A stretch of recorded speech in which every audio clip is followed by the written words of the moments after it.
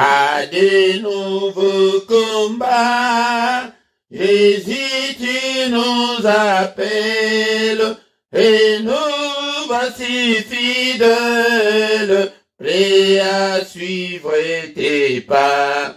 Conduis-nous au combat, nous sommes tes soldats, à des nouveaux combats. Jésus, tu nous appelles, et nous voici fidèles, prêts à suivre tes pas. Conduis-nous au combat, nous sommes tes soldats. Amen au bas, amen au cœur, et nous serons plus que vainqueurs, et nous serons plus que vainqueurs. Amen au bras, amen au cœur. Amen au Seigneur, de foi, de hardiesse, de force, de sagesse, d'amour et de ferveur. Embrassez-nous, Seigneur, d'une invincible ardeur. Amen, Seigneur, des foi, des hardiesse, des forces, des sagesse, d'amour et de ferveur. Embrassez-nous, Seigneur, d'une invincible ardeur. Amen au bas, amen au cœur, et nous serons plus que vainqueurs, et nous serons plus que vainqueurs. Amen au bas, amen au cœur. Nous tiendrons fermés la croix, notre bannière, pour vaincre l'adversaire par le sang de l'agneau. Oui, nous tiendrons bien haut la croix, notre drapeau. Nous tiendrons fermés la croix, notre bannière, pour vaincre l'adversaire par le sang de l'agneau. Oui, nous tiendrons bien haut la croix, notre drapeau. Amen au bas, amen au cœur, et nous serons plus que vainqueurs, et nous serons plus que vainqueurs. Amen au bas, amen au cœur. Alléluia. Bien-aimés dans le Seigneur, toujours commis sans zambé, na pourquoi, alléluia, bien-aimés dans le Seigneur, Toyeko Sangana, la prière agressive du soir avant Yakoke de Kolala, toujours commis sans na pourquoi alléluia, no battez malamu, Zambo Zaliko battez la biso, le lengeto bandimbula oyasika, que son nom soit loué. Alléluia, dengue abatté la kiviso na année 2021, abatté la biso susu, année oyo, au nom de Jésus.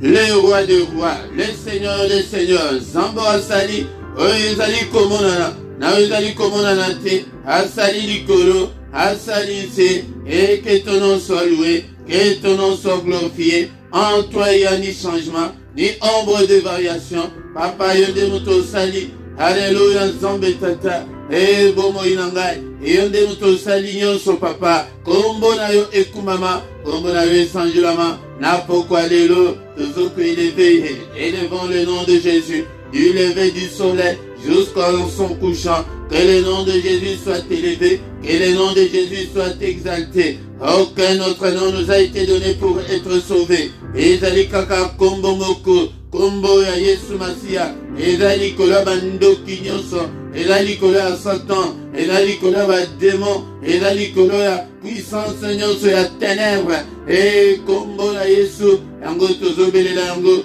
na bandako na biso, na bomoi na biso, mosusu ajalite, oya kobatela lokola e, azalite, mobateli malan, et tala ebele to bandaki na bango ane oyo, memba komitina, date oto komi lelote, tombo na yo ekumama, et tozo komisa ye abateli miso susu, jouna lelo tala to komi na pokwa oyo, azali mobateli malan, soki abateli te, mobatela kobatela sepamba, kombo ya Yesu, ezali likolo ya nyonso, kombo mususu te, epesameli biso, et bien aimé, tobandi kobelela règne na ye, Seigneur, que ton règne vienne ce soir, au règne katinabiso, nakoyanga na oyo, nandako ya moko na moko, ya bondela, ete règne ensemble, couvrir ndako na yo, et couvrir bombo na yo, et couvrir baffaire na yo, et couvrir bana na yo, et couvrir famille na yo. Seigneur, que ton règne vienne, que ton règne vienne. Après, nous avons besoin de ta présence, nous avons besoin de ta gloire. Fais-nous voir ta gloire ce soir. Kombo mosusute, repesameli biso, rete biso tobi kanango, kombo ya Yesu Masia, na pokwa lelo, ya okomi konimba te, kovandela na mbetu te, zoa position idéale de konanga, zoa position ya malin, awa tozali ba combattant, na prière du soir, la prière à ne pas négliger, la prière à ne pas manquer, la prière à ne pas louper, louper prière ote komi konimba yaya telema ko vandela na mbetu te so vandela na mbetu ponge koya telema ya ko telema nde. Alléluia, bien-aimé dans le Seigneur, tozali ko élevé mozali sina nyonso wasali ezali komona na ezali komona na te, le roi des rois, le Seigneur des seigneurs, le créateur du ciel et de la terre, et Nzambe ya bomo nanga la mozali ko sala ete nazala na pema na pokwa lelo. Merci pour la grâce na yo, opesinga ete nakamba peuple na yo. Alléluia, peuple de Dieu, soyez tous bénis au nom puissant de Jésus. Alléluia. Zambe oyazali ko sangisa biso, alingete tozala ba disciple koza la malembate, il ne nous a pas appelé à croiser les bras. Bengi biso te ke tole bisanzoto ce temps-là révolu au diable avant de la biso bandoki ba vendre la biso.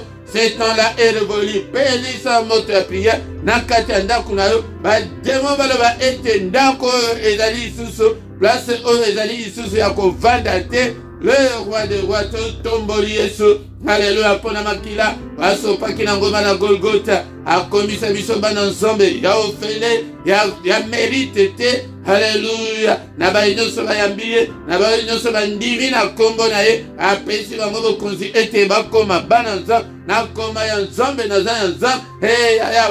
Déclare-le ce soir que naza ya nzambe, mon âme n'est pas à vendre au diable, ni ya bana nanga ni ya famille nanga. Alléluia. Zambo na pambolio na pokwa lelo mo santu la lola Zambe ya bomonanga, Zambo a batelinga na 2021, Zambo a kosinga na 2022. Alléluia. Ya 2022 na maboko na yo papa mo bateli malamu ezali yo nazali kozwa possession ya ane oyo papa lolenge na koti na ane oyo epesa melanga faveur na yo na mutu na ngai papa, grâce na yo na mutu na ngai miséricorde na yo na bombo na ngai topamboli ye na pokwa lelo azali merveilleux. Encore une fois na pokwa oyo tokutani lisusu ndeko na ngai ezali ngolu kouta epai na nzambe, ngolu oyo epesameli na mutu nyonso te okomona mosusu ntango ya priere ekoki kutu diable a distraire ye yaya kokota te na distraction ya diable. Nzambe na bongo na nga.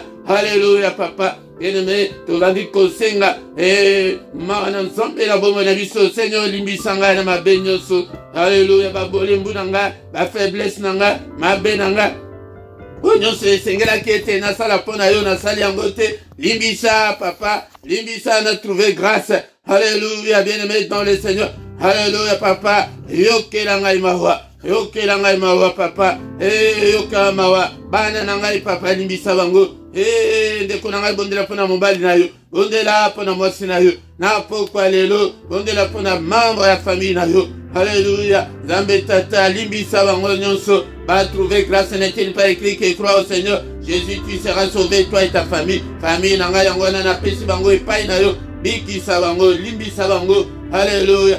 Il est écrit qu'il a été offert pour nos offenses, mais il est ressuscité pour notre justification. Seigneur, justifie-moi ce soir, justifie-nous ce soir, justifie bananyoso pesinga na kamba, justifie bango, justifie pe banananga, justifie pe membre de famille nanga, justifie bango. Alléluia, ensemble tata, retrouver grâce. Retrouver grâce, Nami Sunayo papa, Pété Jalin Zambé, retrouver grâce papa, retrouver grâce. Alléluia. Est-ce que vous priez nanga ou bien vous avez distrait, qu'on a la distraité, qu'on a daté le émission.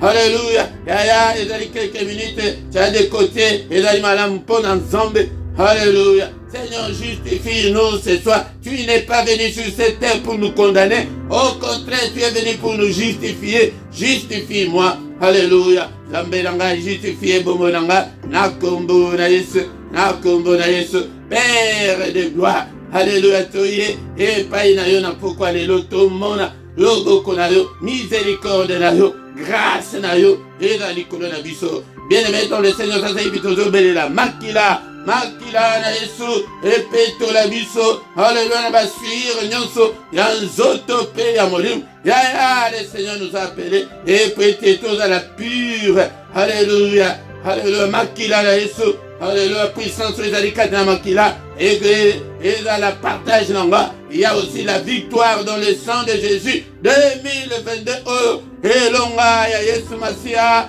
et accompagné moko na moko kati na biso, diable alonga biso te, bandoki balonga biso te, maladie emporté yo te, dekonanga, tozotatu elonga ya makila, elonga ya makila, na pourquoi lelo, elonga ya makila, au nom puissant de Jésus-Christ, et makila na bandaku na biso nyonso, na nyonso tokosima, nyonso tokolia komel, o meli makila, o na meli sango bananga, na meli si, Alléluia, ma maman de sa famille, ma poison sur makila ma belle, et neutraliser nyonso. Au nom puissant de Jésus, effacer ma poison, makila ma belle, autoroute, na ma famille et longwa. Au nom de Jésus-Christ. Alléluia, papa. Alléluia. Bien-aimé, toujours belle ça, c'est bien molimo sang. Molimo sang, ton zombe, télémisanga, totiko, yemba, awa, ete. À des nouveaux combats. Il y a des combats qui t'attendent cette année. Alléluia, diable, Azana Kanda Levi était Alonga Kiyote en 2021. Mais Ndengeli nous échappe à qui et le combat continue. Il n'y a pas Molimo Santo. Toi qui fais de tes serviteurs et de flammes de feu. Salangaï, flammes de feu.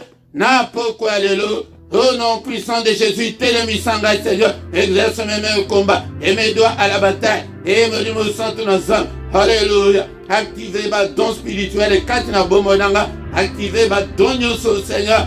Au nom puissant de Jésus. Au nom puissant de Jésus. Ma don yoso, opérationnel. Activez la faim et la soif de Dieu. Activez yango. Katina bomonanga. Nakombo na Yesu. Nakombo na Yesu. Alléluia. Nazala impassionné de Dieu. Nazala assoiffé de Dieu. Au nom puissant de Jésus. Alléluia. Alléluia. Papa, mayangani oyo na maboko na yo. Mobateli malamu ezalise yo. Yo zala mobateli na biso. Lelo lo pe libela na libela. Na kombo na Yesu. Au nom puissant de Jésus, nous disons Amen, Amen, Amen, Amen. Bien-aimés, acclamons le Seigneur. Acclamons. Avoko makasi kona Yesu na pokwa lelo bien-aimé tokoki kosisa. Kite ote ke sanke toka maloba ensemble. Et bien-aimé dans le Seigneur toko kamaloba ensemble. Et tant toko kamaloba ensemble yangonde eko introduire biso na prière agressive et toi agressé bango tokoki kotikela bango et tant lisusu te oyo ezali prière ya avant ya kokende kolala. La prière n'est pas manquée, la prière n'est pas loupée, la prière n'est pas manquée, bien-aimé dans le Seigneur, n'est pas négligée, qu'on négligé yango ata mukete de kolanga.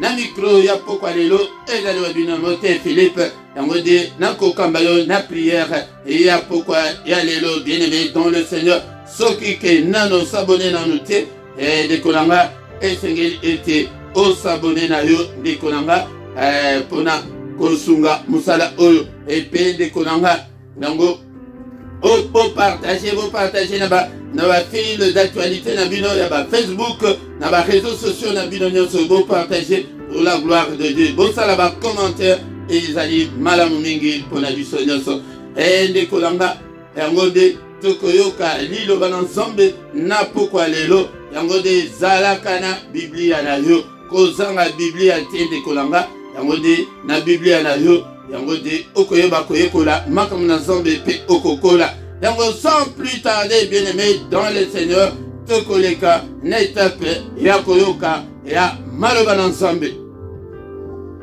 Bien-aimé dans le Seigneur, tokotanga maloba na nzambe na mokala ya Actes des Apôtres chapitre 10 verset 34 non 35. Actes des Apôtres. Est-ce que vous avez la Bible na yo? Encore une fois, bien-aimé dans le Seigneur, somba Bible na yo, rezala na Bible na yo, tangaka yekola, yango de makambo pe tokolobela na pourquoi il y a les lots. Bien-aimé dans le Seigneur, Actes des Apôtres chapitre 10, verset 34 à 35. Alors Pierre ouvre la bouche et dit, en vérité, je reconnais que Dieu ne fait point exception des personnes, mais quand toute nation, celui qui les craint et qui pratique la justice, lui est agréable. Bien-aimé dans le Seigneur, na pourquoi de l'eau, et tozali awa, et tozali na motuna, comment tokoki kosala, kwete tozala agréable na misu na nzambe, comment être agréable à Dieu, comment lui être fidèle, comment être son disciple, bien-aimé dans le Seigneur. Et une grande question et Seigneur était mon plus il faut se poser la question fondamentale de la vie chrétienne était tokoki kotambula ndenge biso moko tolingite tokoki kotambula selon ba penchant ya mitema na biso te ndeko nanga tokoki kotambula selon ndenge moko biso moko tolingite et tolindimela ye. Maintenant, nous devons lui être agréable. C'est une question très fondamentale, bien-aimé, dans le Seigneur. Yango, et cette année, il nous appelle à de nouveaux combats, bien-aimé, dans le Seigneur. Il nous appelle à être fidèles, à suivre ses pas, bien-aimé, dans le Seigneur. Disciple, le Seigneur ne nous a pas appelés à croiser les bras, à regarder les autres faire. Non, on a ezali christianisme, on a ezali autant sous l'église, mais awa, on a ezali komema. Batu oke namona batu oke bakasumuki batu oke batelemi et na kondima na bango batu oke bazali actif na makambo nzambe na kosale na nzambe et non ke batu alali pongi batu oke non et na lembi ona zoma na ndenge na koko sala te makambo elembi sayote. Bien-aimé dans le Seigneur, comment être agréable à Dieu? C'est la question fondamentale qu'on doit se poser ce soir, bien-aimé dans le Seigneur. Yangode, tokoki kotambula te, na lolenge o mite manabiso elingi, ce que vous allez kotambula, na koplaire, na nzambe te, yaya, yangode tozomona ke, tozali ko resiote, na vie chrétienne, batumingi bazali ko échouer sur la vie chrétienne, ponani, pwete, bazolinga ke makambo kende, ndenge bango balingi, bazolinga, mate ya pe, kende, ndenge bango balingi, non, awa, okoya kokuta mate, oke, oyelingi, oyo motema na elingi te, soke kosuwa yo, kutu, mieux vaut kutu, suwa yo, kutu makasi penza, pwete, o changer, pwete, o mona loboko, nan zambe, na bombo na yo, ndeko nanga. Maloba oyo toti kotanga awa na na pokwa lelo na pokwa oyo ndeko na nga ezali maloba oyo discours oyo apôtre Pierre ayebaki kotenir na ndako ya Corneille azalaki soda romain bien-aimé dans le Seigneur. Yango na ba verset oyo ke na ebandeli balobi ke il y avait à Césarée un homme nommé Corneille était centenier dans la cohorte dite italienne. Cet homme était pieux, il craignait Dieu. Avec toute sa maison, il faisait beaucoup d'hommes au peuple et priait Dieu continuellement. Le Seigneur nous a appelés pour être d'abord, nous ne sommes pas sauvés par des œuvres, mais nous sommes sauvés par la foi. Nous sommes sauvés par la grâce au moyen de la foi. Bien-aimés dans le Seigneur. Maintenant que le Seigneur habite ici, et a dit si qu'on peut être tout ça là, makamalamu, tokoma, malamu, libosola batu, libosola ensemble, talamutu oyo, azalaki soda, et c'était un officier romain, bien-aimé dans le Seigneur. Il était pieux. Et il craignait Dieu, un homme pieux. Il y a un moment donné, mon piété, ezobimana, pété, na bon zambe, bolamo, et vandi katuana. Mais batumingi lelo, bazaba na nzambe, mais bololo, bazatina te, libosan zambe petina batu, bien aimé dans le Seigneur. Et awa, ezali bon zambe, ngana yeko, kolakisa yo te, mais ngana yeko kolakisa yo ke okoma disciple, okoma fidèle, okoma agréable dans Nzambe, tango okoma agréable dans miso Nzambe, yango de okomona loboko dans Nzambe et kosala kati na bomo na yo, ce qui vous allez agréable te ndekolanga et kozala pasi mingi.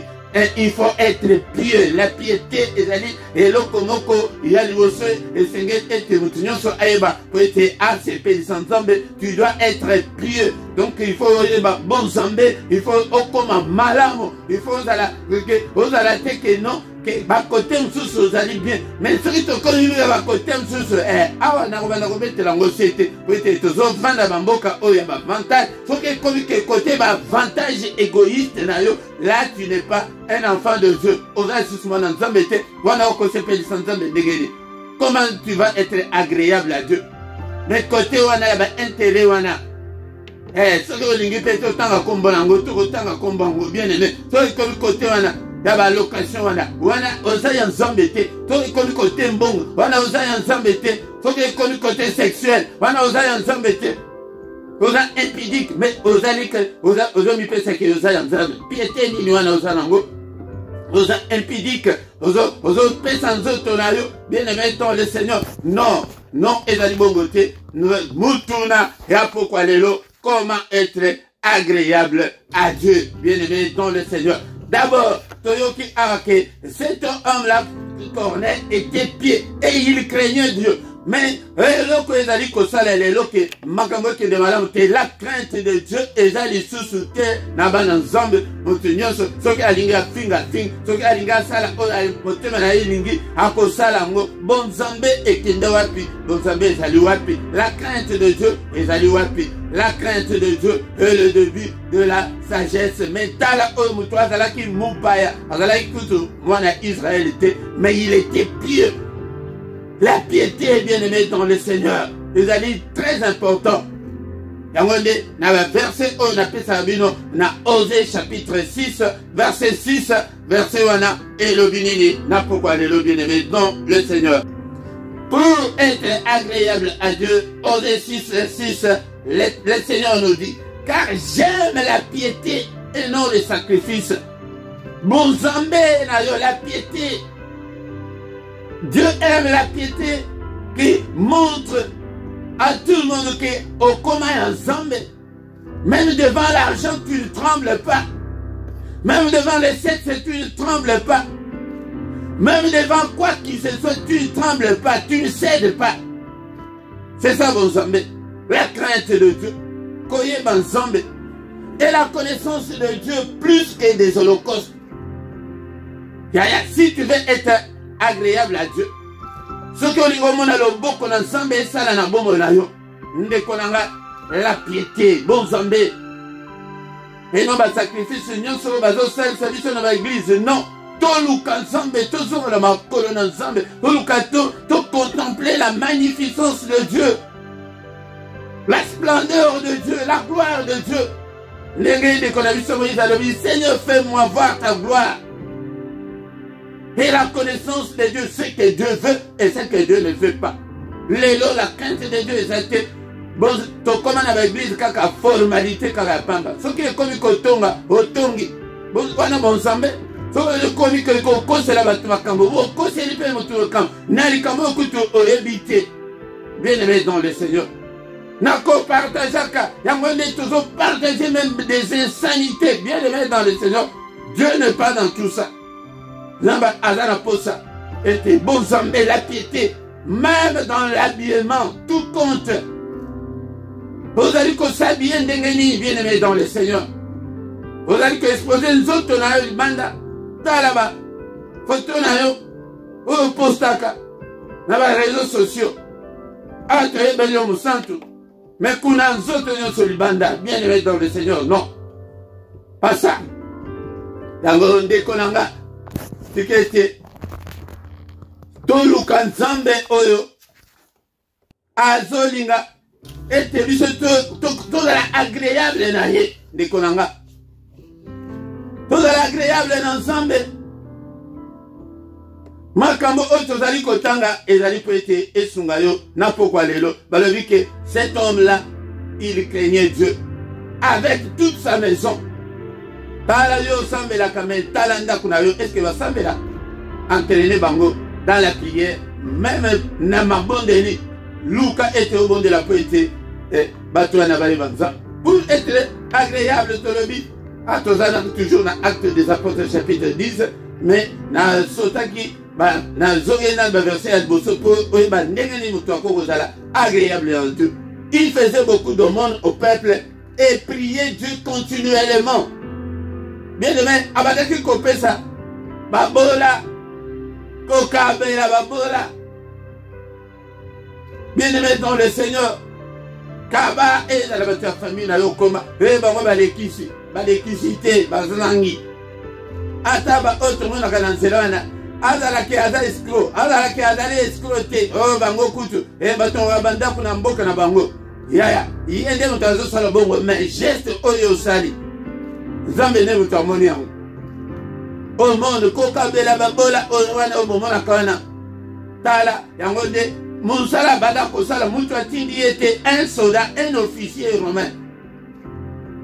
Bien-aimé dans le Seigneur.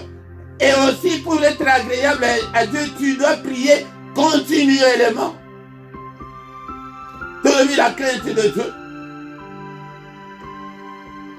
Tu as vu était Sunga Pe Babola. Il faut à la pied, donc la piété, bon zambé, et vanda, bon zambé, les atteint. Banya tele yo kaka keno, naba intérêt na yo, égoïste wana, au monde dengue, qui bon zambé, si lieu le même jour. Akomona, suffit, ya, quel langage, là-bas dans zambé, non. Alors Pierre ouvre la bouche et dit, je reconnais que, voilà, toujours dans l'Acte des Apôtres, chapitre 10, verset 34. Je reconnais que Dieu ne fait exception des personnes. Zamba Kavola Kati Yaya. Qu'on constate que, oh, yébite, qu'on constate que, oh, pour bango batubazo, te bango de Zamba yebi koleka biso. Awa ezamusala, nazusa. Zamba Kavola Kati longité, il ne fait exception des personnes. Yaya.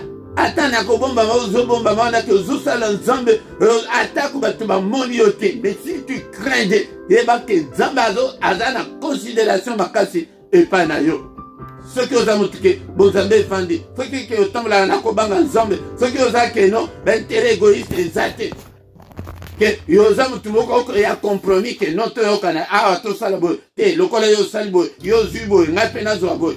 Non, yo lingi kaka osaka pare na nyonso. Yaya, nous travaillons pour être agréables à Dieu.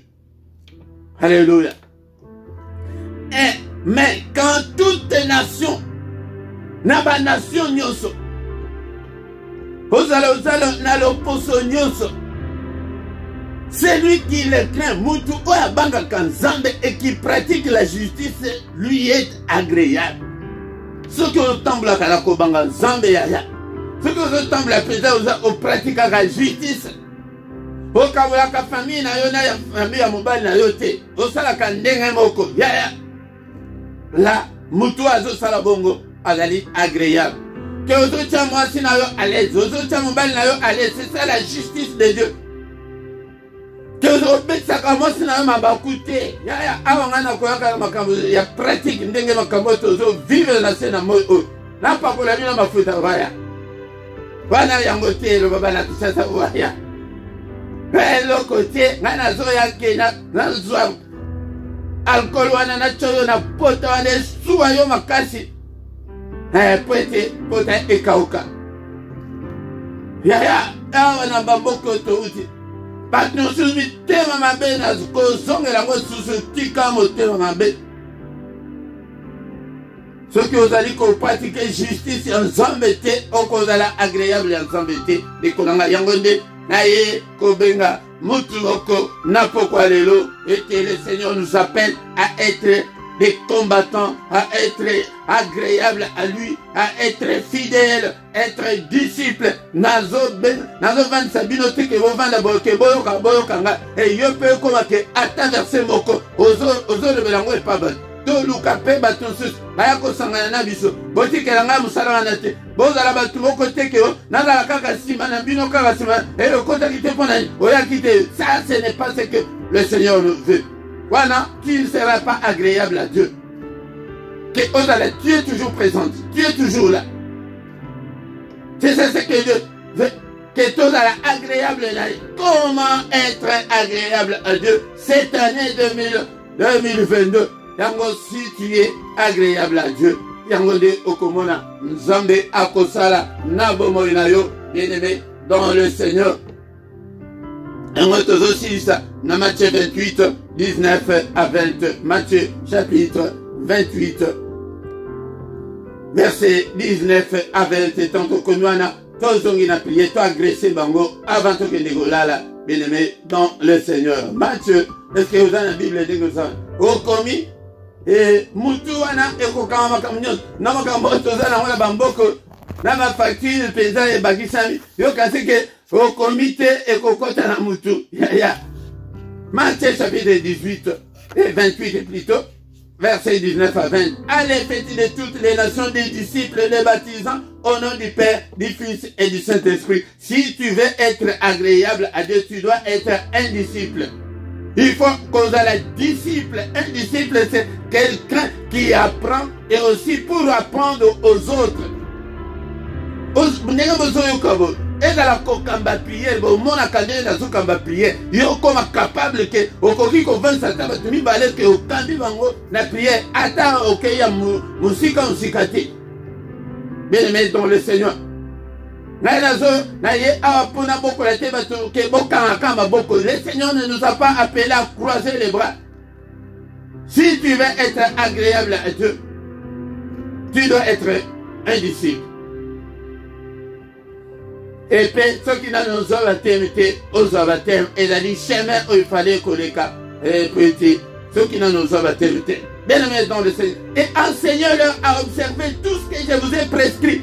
Nyoso okola la kisibiso yango de bozomona tozo la kisabino yango soki ke bosali bongo être agréable à Dieu t'as la promesse alors que soki ke zali bongo et voici je suis avec vous tous les jours jusqu'à la fin du monde yaya akoti kayote ndoke akoko ya kofina yote si tu es agréable à Dieu femme de nuit akoya ko visiter yote mari spirituel akoya ko visiter yote aya ko suyer yo. Eh, yo mona nzamba suye yo ndekolanga. Yango ozalaka na yo agréable te na miso na nzambe. Luka ete nasala nini po ete nasepelisa nzambe. Tozonga na prière. Na ekoki pabilise yo te. Mais changer ndekolanga.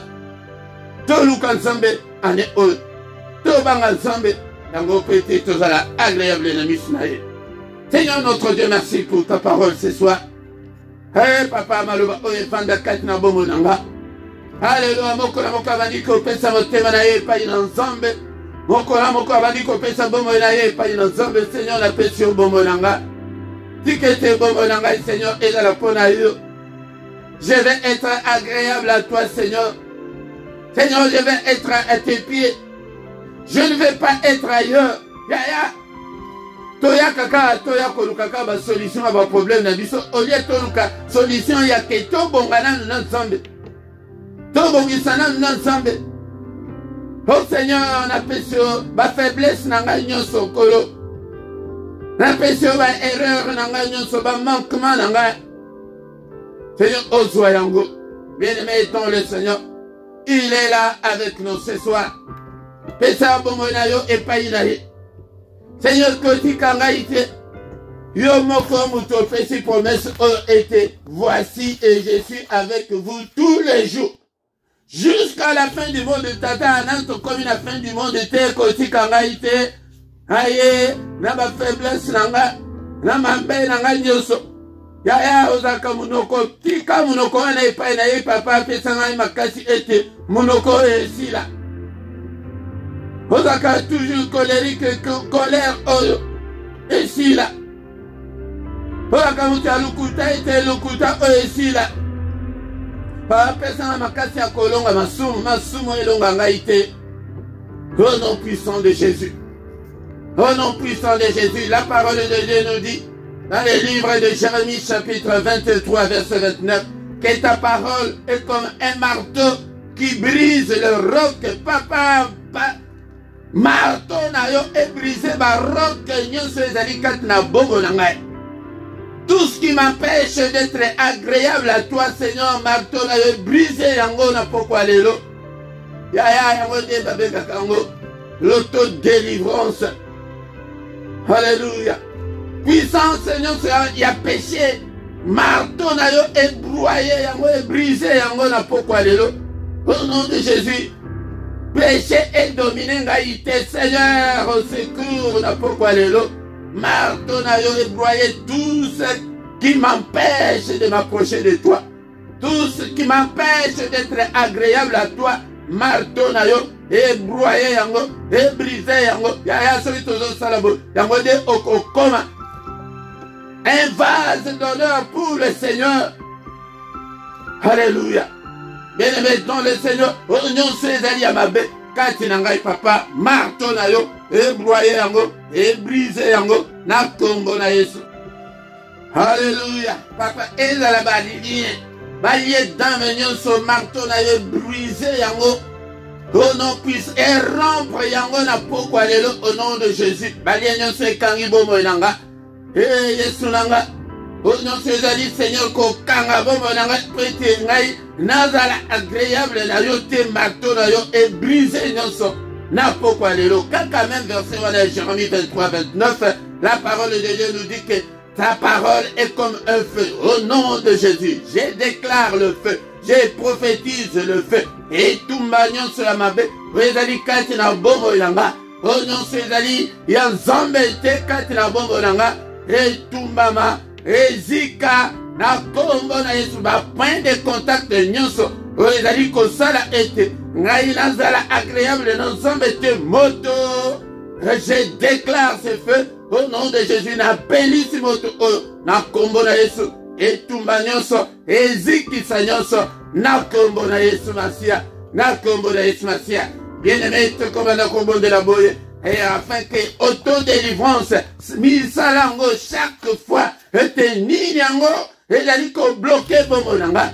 Tout ce qui bloque ma vie, Seigneur notre Dieu, au nom de César, Kosala et Nano Kakamongo Nayote, que Saint-Esprit Azala à l'œuvre te Katinanga, Azala en action te, Papa marteau nayo brisé yango, moto nayo et tumba yango, au nom de Jésus. Mais avant que les colères, toko agressé pe bango, au nom de Jésus. Alléluia, tozali ko déclarer moto. Na kanya baine na biso, na kanya bandoki nyonso ya famille, na kanya oyo nyonso ayebi likambo na yo, oyo akanga vi na yo, oyo akanga misolo na yo, oyo nyonso ayebi likambo. Ela na mboka ozali kovanda, ela na ndako wana, noyelela moto na pokwa lelo, tozobelela moto Alléluia. Seigneur notre Dieu, onyo saebi kambunanga, azala na kimia ata mukete, ezala butu, ezala mol, onyo sa kangi mukanda nanga, onyo sa kangi mabota nanga, bondela ya, moto na nzambe, alobaki na Ézéchiel, déclare le feu, et lobaki moto wana ekufate, ya, puissance na biso ngwana.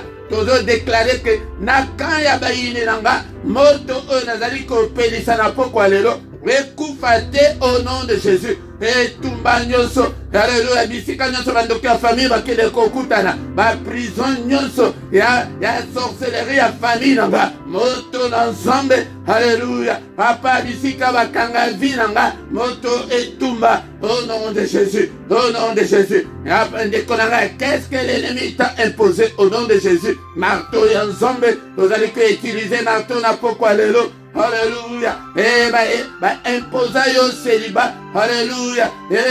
Pe célibat te kotula. Imposa yo kotula. Marteau yanzo. Briser yango. Te libala nanga izale libéré na pokwa lelo. Au nom de Jésus. Déclare-le. Mais qu'il est à gauche, qu'il est à droite. Et c'est la parole de Dieu. Alors qu'il a Ézéchiel, mon amour, qu'il est à gauche, qu'il est à droite. Alléluia.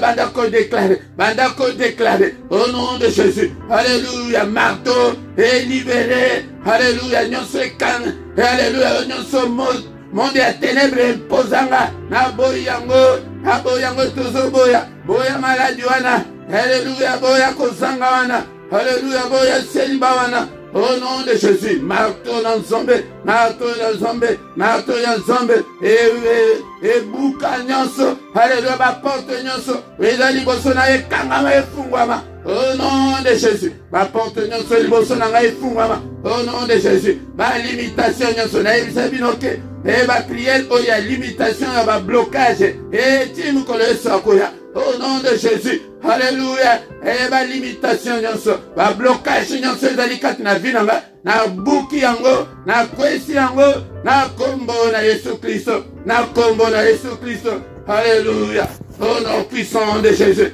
Retour à l'expéditeur, prière au team kolo esakoya. Alléluia. Oh nyonso monde ya ténèbres, et bongisi contre bombo nanga. Alléluia. Et zonge la bango.